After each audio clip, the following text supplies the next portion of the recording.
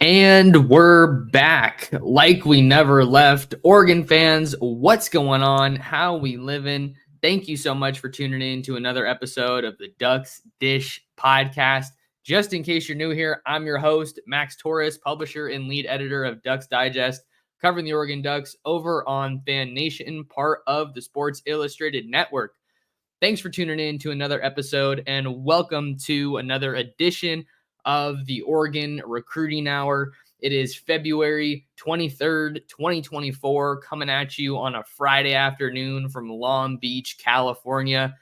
So if you guys haven't listened to or watched the Oregon the Oregon Recruiting Hour, it's kind of a more general Oregon recruiting show where I like to throw in some of my latest thoughts on recruiting and some recent headlines that may be of note. So I'm going to go ahead and get into that today. But before I do that, if you guys are watching here on YouTube at Oregon Football Max Torres, do me a quick favor, hit that like button and subscribe to the channel. It takes only a second and is a great way to show your support of my work covering the Oregon Ducks. So greatly appreciate all of those of you out there that do that. So let's hop into our first topic of the day, and that is 2025 Tampa, Florida Zephyrhills 5-star DB DJ Pickett has locked in an official visit to Oregon on June 21st of this summer. This report comes from Steve Wiltfong, the director of recruiting for 247 Sports. He also reports that Pickett has locked in 4 total official visits. So Oregon is one of those, kind of coming in late June. LSU is going to get the first official visit on June 1st. Georgia will get the next visit on June 7th. And then you also have Miami on June 14th. And then Wiltfong also reported that Florida and Florida State are incredibly involved as well in that recruitment. And I think this is a notable update because earlier this month, Pickett released his top 5 schools, which is another significant move when it comes to any recruiting process, right? So DJ Pickett dropped his top 5 schools, and he is going to be working from a top 5 that includes Oregon. So the fact that Oregon is in the mix here is obviously pretty significant. He is going to be working from a top 5 of LSU, Oregon, Georgia, Michigan, and Miami. And he is one of the very best players in the entire country. Obviously, you hear that he's a 5-star, so I'm going to go ahead and read off the rankings over on 247 Sports, the composite. He's rated a 5-star, 0.9974, the number 7 recruit in the entire country, the number 3 corner, and the top player in the Sunshine State, aka Florida. 41 reported scholarship offers, and he comes in at 6'2", 170 pounds. He's had one of the more interesting recruitments of late. I haven't seen a lot of quotes from DJ Pickett, but what we do know is that he's taken a couple trips out to Oregon, and he recently made the cross-country trip in early February, earlier this month, the second of Oregon's 2 Junior Day visits. So I think the fact that he's taken multiple trips out to Eugene is obviously positive momentum for the Ducks. Chris Hampton and Dan Lanning, the rest of that defensive staff, they're as heavy hitters, as big a heavy hitter as most staffs in the country. Chris Hampton has some really good juice as a recruiter after signing Aaron Flowers and Kingston Lopa in the secondary. Obviously, Flowers is an All-American from the 2024 class. And then you got guys like Kobe Savage, Brandon Johnson also in the fold, and then Jabbar Muhammad and Cameron Alexander from the portal. So Oregon's been attracting some pretty serious talent from the secondary. And I think they do have momentum recruiting the state of Florida here in the 2025 cycle. They have a commitment from elite wide receiver Dallas Wilson out of Tampa Bay Tech, I want to say it is. I don't know why I always get that mixed up, but Tampa Bay Tech out in Florida. He's one of the best wide receivers in the country. He's already committed, and then you also have a commitment from Melbourne, Florida, Ugali, interior offensive lineman, Chavez, Sandman, Thompson. So this is the most momentum I would say that Oregon's had recruiting the state of Florida in quite a while. They did get Janoris Wilson, an offensive lineman out of Lakeland, Florida, this past cycle. But if you're just looking at the tape here on the screen, DJ Pickett can do it all. I think 247, at least when Wiltfong tweeted about him, they tweeted about him as an athlete. So this is a guy who is listed. I've seen him listed as a safety. I've seen him talked about as a corner. I've seen some really impressive clips from the 7-on-7 circuit. Another top guy with California power, making some plays as a wide receiver. So this is kind of as good as it gets. I've seen other phrases like one of one mentioned with DJ Pickett. So the fact that Oregon is in the top 5 here, the final 5 for DJ Pickett, is really, really notable. I think way too early to make a prediction on this one.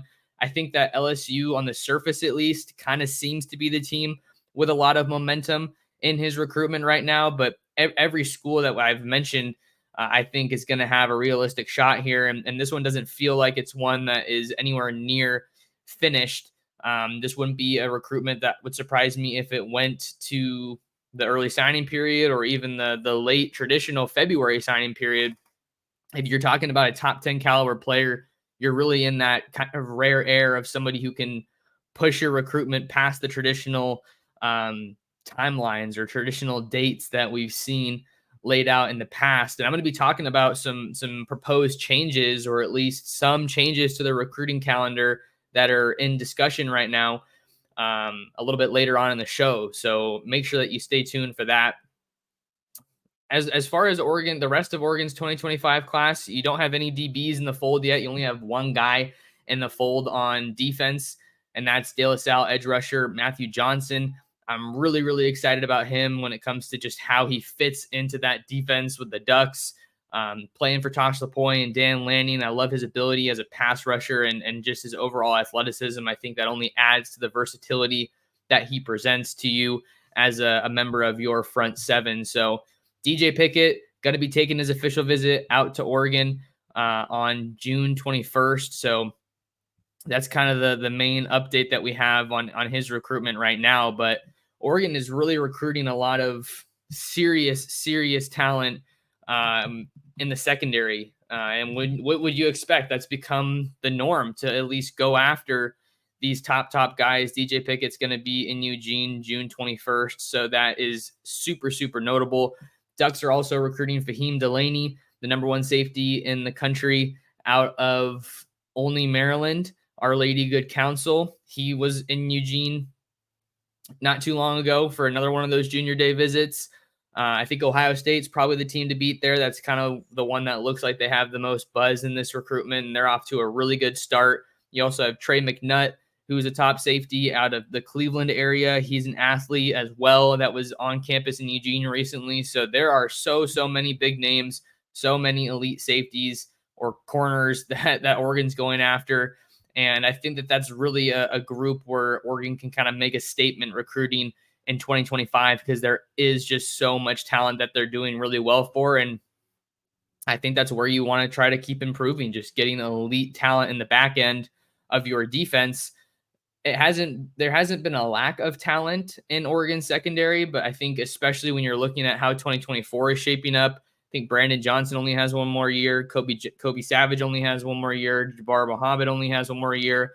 So it's important to continue recruiting these elite, high-level high school guys, because those are the ones that are going to ideally be in your program long-term. And I don't think that Oregon's relying on the transfer portal too much. I feel like they have one of the healthier balances in the sport. But like I just said, you do have a lot of guys that aren't necessarily going to be with you for a long time. Just kind of 1 year guys this upcoming season. So it's important to continue stocking up that secondary. And that's exactly what Chris Hampton and the Ducks are doing with their recruitment of a guy like DJ Pickett. Also worth mentioning that they're recruiting Jaden Hudson, a really good All-American safety out of Pittsburgh, California, Northern California. And I would not be surprised if they are the team to beat once again in that recruitment. Rolling right along here, let's talk about our second story, our second point of the day.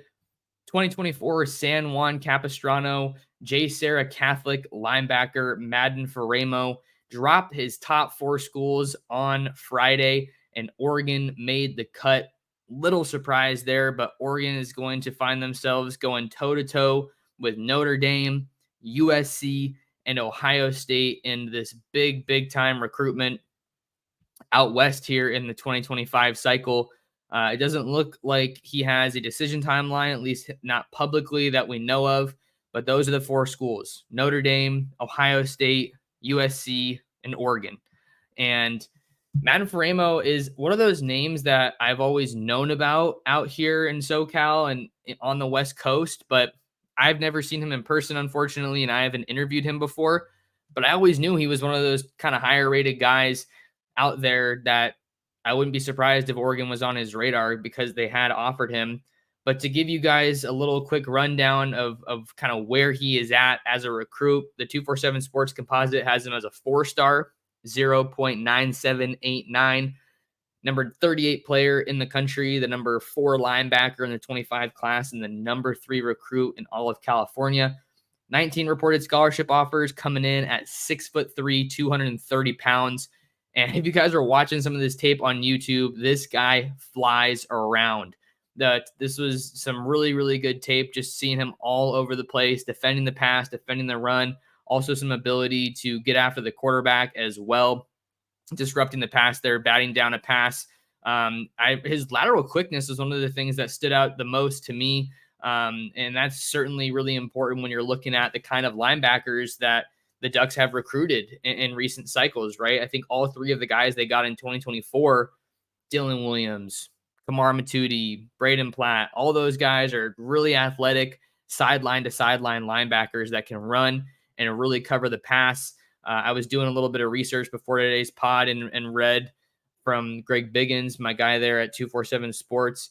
He informed me in his little piece, his analysis on Madden's profile, that he was a converted safety. He started off as a safety. And I think that those are always interesting guys to look at because they move really well. Look at Jeffrey Bassa, Jamal Hill, guys like that. Justin Williams, for those of you guys that remember the 2024 class, he ended up at Georgia, but Oregon was really in on him, a top linebacker out of Texas.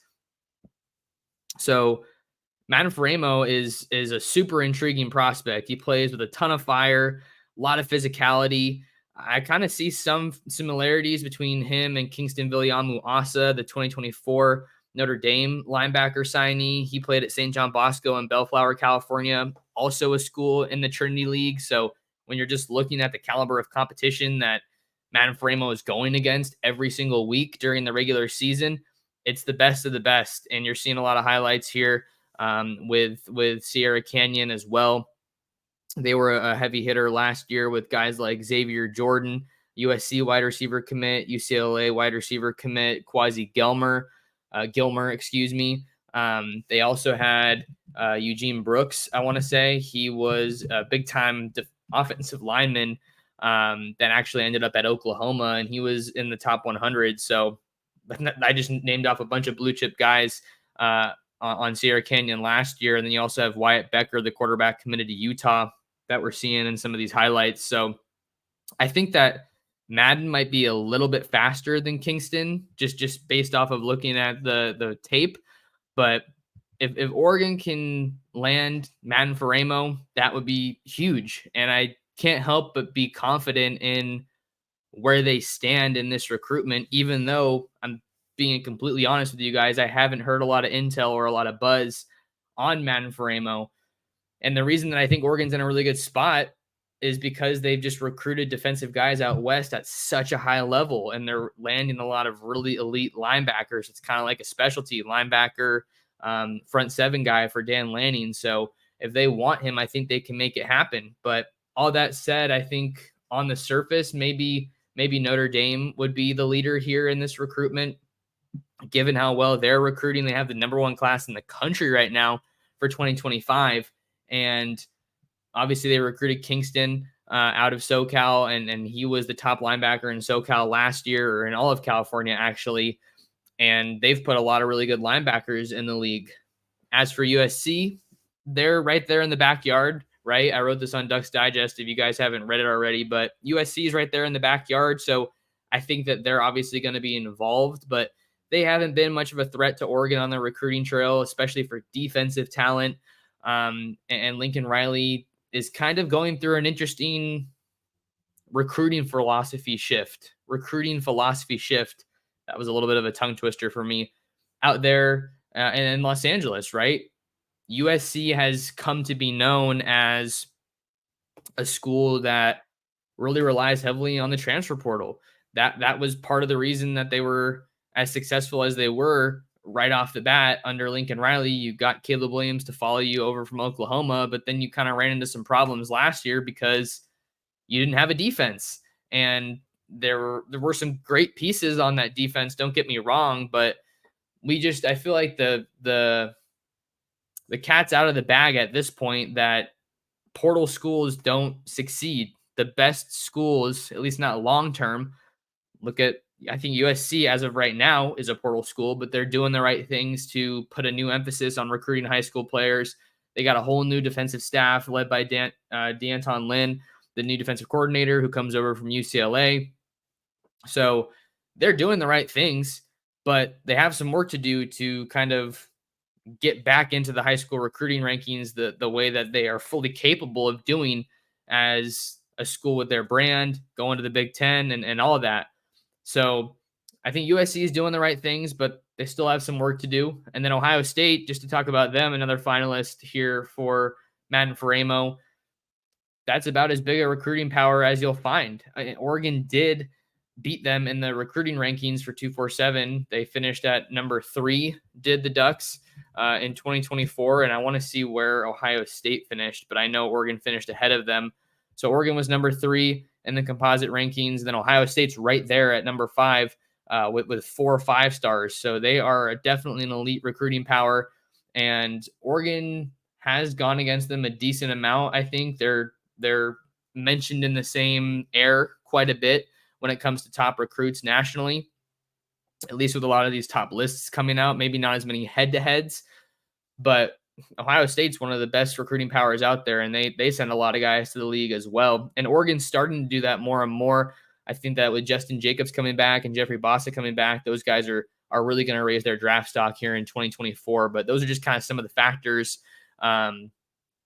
that I'm kind of weighing here when it comes to recruiting. And then more specifically, we're trying to highlight Madden Faraimo, but Oregon has dominated Southern California recruiting. And they're also going after Noah McHale out of Bonita High School in Laverne. He's another big time linebacker that I wouldn't be surprised if Oregon's able to get in the fold when all is said and done. So like Dylan Williams and Kamar Matudi last year, maybe that's this year's duo from SoCal for Oregon at linebacker is Madden Faraimo and Noah McHale, because we all know that Oregon has to recruit nationally, or at the very least outside of the state of Oregon. And I mean, California has really proven to be their most fertile recruiting ground, their best pipeline state without a doubt. And then you also have Texas as well. Another linebacker that's maybe worth mentioning is Zadrius Rainey Sale, the recent Washington decommitment out of Spanaway, Washington, Bethel High School. He was committed to the Huskies, but then after Kalen DeBoer took the job at Alabama, he decided to back off his commitment and kind of rethink things. And then Dan Lanning was quick to jet up to Washington and get to see him during the contact period. So we're getting a better feel here now on Oregon's linebacker targets here in 2025. I think where it's going to be a little bit harder to get a good feel is along the D line, because I've said before, the crop of talent out west just isn't really where it has been in the past, and certainly not where it was in 2024. You don't have your Aiden Breland and your Jericho Johnson in the state of California.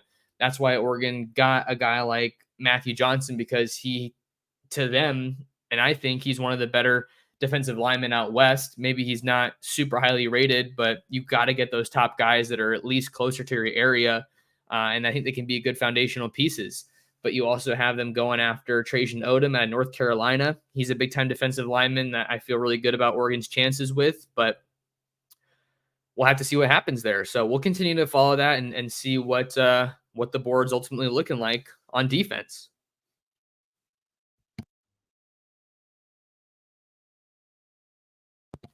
All right, welcome back to the Ducks Dish podcast. I'm your host, Max Torres, coming to you guys on a Friday afternoon. It is cloudy here in Long Beach, but the vibes are still high, and I appreciate you guys tuning in. Reminder to drop a like on the video and subscribe to the channel if you haven't already. And then follow me on Twitter and Instagram at mtorresports. Just hit 15K over on the good old Twitter. So thank you to you guys that follow me there. This is our last topic for today's show. We're talking about the signing period because this is a super interesting development. There could be some changes coming to the college football recruiting calendar, according to a new report, a new story out there from The Athletic's Nicole Auerbach. She does tremendous work covering college football, and I'm sure you guys definitely know her name if you're a college football fan. I'll try to boil it down here to kind of the specifics, but it sounds like there could be a change to the December early signing period. This year, it was between the 18th and the 20th of December, I want to say. But it looks like there's at least some early discussion to move that the December signing period to earlier in the month. Maybe, December 4th was kind of the date that was floated out there for this specific instance in 2024. So it'd be December 4th, 2024 for the 2025 recruiting class. Auerbach also states that the signing period would last between 3 and 7 days. I'm sharing my screen here on YouTube, and then now I'm getting hit with the account deal that I don't have. So maybe I need to get an Athletic account, but I'm definitely just trying to let you guys know where I'm getting my stuff from and then just have a good conversation around it. But 3 to 7 days is what I remember from the initial report. And this is interesting because if you think about it, December is by far and away the single most chaotic month on the college football calendar. And college football is a year-round sport, whether you're talking about the games being played on the field, spring football, spring practice, fall camp, recruiting's 24/7. You guys know that. I obviously know that. So if you're looking at December, you have conference championship weekend, you have the end of the regular season, and what coincides with the end of the regular season? The coaching carousel. So coaches are getting fired, coaches are getting hired, and then also, right around conference championship weekend, you have the opening of the NCAA transfer portal. And then on top of all of that, you have the early signing period. I mean, there is just so much going on in the sport. And I think this could be a good development for the sport because there is just so much going on. Like, I think when you look at this chaotic month and how the NCAA hasn't really been able to do much in terms of just putting some guardrails in place, I think this is a change that could make things a lot easier for coaches. I know the discussion recently has been how college football is losing a lot of top minds, a lot of top coaches to the NFL. And I think something like this, I'm not saying it's going to be a massive game changer, but it kind of feels like you're at least throwing the coaches a bone here, throwing these recruiting departments a bone here. Like, hey, we'll help you out a little bit and try to keep this thing a little bit more structured. And that's ultimately, I think, what it is. And this would help the story also. I'll see if I can drop a link for it, but you guys should definitely give it a read. The story also talks about the main aim of this being to try to avoid the overlap with the transfer portal. So not only are coaches trying to keep their seniors that are about to sign in the fold, they're also trying to close on some of the other seniors that are top priorities but haven't committed yet. And then they're also trying to weigh their options in the transfer portal. So there's just so much going on. I feel like that point is very clear at this point. But I think this would be good for the sport just to kind of slow things down a little bit, and just make it a little bit more structured and clear cut about the timelines and everything and the deadlines. The February signing period would stay the same is what this scenario looks like. But the last interesting note here is that they're also considering a summer signing period, which would either be in June or August. And it would both start and end before the senior season starts for said recruits. And that one's interesting because then you can sign, and a lot of these guys that I'm talking to now, 2025 recruits that I'm talking to right now, they're currently juniors in high school, but they're headed into their senior year, and we know that the 24 class is all wrapped up. So the 25s in my mind are effectively seniors, and a lot of them want to have their college football commitments and in effect their recruitments wrapped up before their senior year starts. So I think for guys that know where they want to go and they just want to wrap up the process, they don't want to have to deal with coaches constantly calling them, giving out maybe that's a little bit different, but giving out interviews like, where are you going? Where are you going? Where are you going? And all of that. I think this is a good opportunity for them to just kind of, hey, wrap it up and get the process over with a little bit earlier if that's kind of what you're looking for. So it seems like that doesn't have as much traction because the main focus of that story was the early signing period, moving ahead of those conference title games and the transfer portal opening. So I think it's kind of a breath of fresh air, right? I think for me as a journalist, the chaos is kind of good for me, right? Because it's more to write about. There's more attention on your stories, more clicks and more hype. But for the sport overall, and then certainly for these colleges and these players, I think it gives them a little bit more structure. I'm kind of thinking of it like bumper lanes a little bit in bowling when it comes to the recruiting calendar. So I think it's good overall. I think it's helpful, especially when, like, I was just remembering this past year covering Oregon football. I was out in Vegas, but to cover the conference championship game between Oregon and Washington. But you also kind of had to keep your ear to the ground for any recruiting intel or any scoop, because the signing period was just in a couple weeks after that. The month of December is kind of kicking off.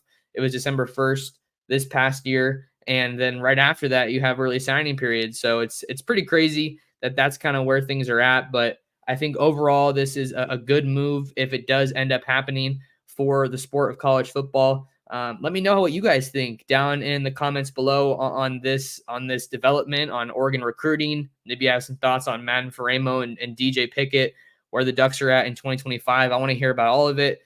Feel free to drop a mailbag question in the description as well in the comments. I want to get you guys more involved in the show. I'm thinking about maybe trying to do some live streams. I haven't done that in a long time, but for whatever reason, I feel like they've been very hit and miss with my audio. And if I have to go the pre-recorded route to get you guys the best quality product and you're able to hear me, then that's what we'll have to do. But I've had success in the past with the live streams. I love being able to engage with you guys in real time. And then I go on live streams like with Ryan Winter pretty frequently, and that works out. So still trying to troubleshoot there and see what's going on. But I'll make sure to keep you guys updated. But that'll do it for today's episode of the podcast. Like the video, subscribe to the channel, and make sure to follow me on all social media platforms at Torres Sports on both Twitter and Instagram. You can read me over on ducksdigest.com, and then share the show, share the Ducks Dish podcast with your friends, with your family, and with other Duck fans. But everybody have an awesome weekend, and we'll see you in the next episode of the Ducks Dish podcast.